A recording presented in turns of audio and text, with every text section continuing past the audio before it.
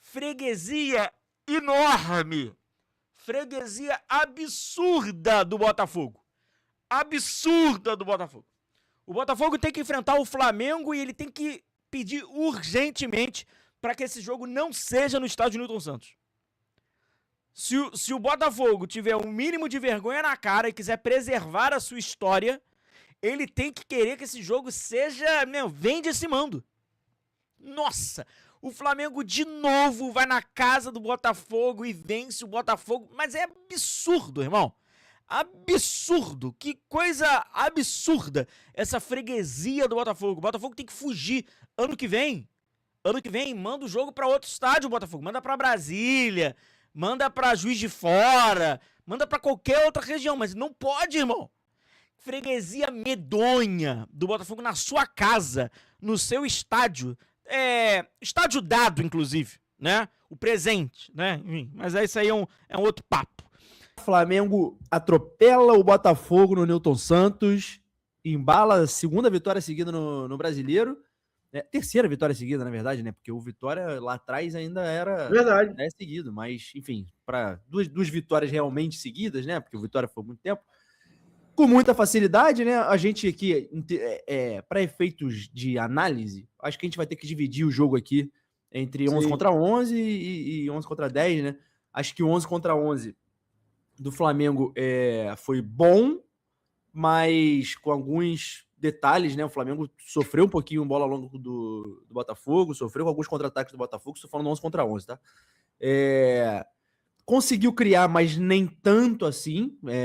O lado direito estava funcionando muito com o Varela, sai o gol assim. O Flamengo bem posicionado no jogo, assim, bem postado, mais com a bola, conseguindo botar o Botafogo para trás. Não era uma vantagem assim absurda do Flamengo, sim, mas era melhor no jogo. Era uma clara superioridade ali, mas com problemas, né? Assim, com o Flamengo ainda preocupado ali com os contra-ataques do Botafogo. E aí, para mim, antes de falar do 11 contra 10, tem que falar, assim, para mim, do destempero inexplicável do Botafogo, assim, de descontrole total do Botafogo com a arbitragem, sem ter nenhum elemento para não acontecer nada, gente.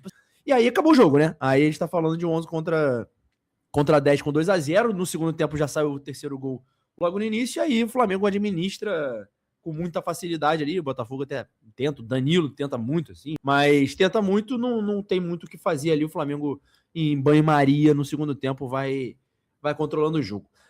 Mas assim, foi um jogo em que o Flamengo dominou de novo o Botafogo no Engenhão. Aumentou mais uma vitória, né? Nos últimos, 11... Agora são 12 jogos... 12 jogos, uma vitória do Botafogo, 11 vitórias do Flamengo no Engenhão. Isso. Então, assim, pro Flamengo, eu acho que serviu muito para 3 pontos. De novo não tomou gol com o Leonardo Jardim. A defesa do Flamengo está zerada.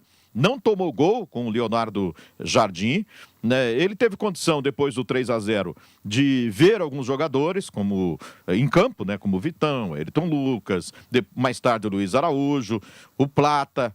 E assim, e colocar e utilizar o Lucas Paquetá em diversas funções, né, Bruno? 3-0, hein, cara?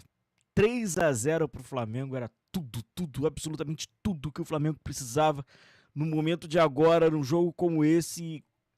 Tudo, cara, é impressionante. Aconteceu pro momento do Flamengo, pro momento do Leonardo Jardim.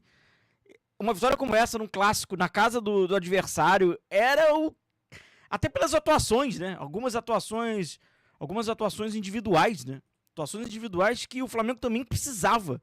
Cara, é isso, assim, sobre o jogo. Acho que é um primeiro tempo que ainda me incomoda os erros técnicos do Flamengo, assim, erros de passe, muitos erros de passe, um jogo que já estava, como você falou, o Flamengo sofreu com algumas coisas, mas assim, estava controlado, assim, com o Flamengo circulando bola, sim senhor, que é importante falar sobre isso, né, que entrou numa de...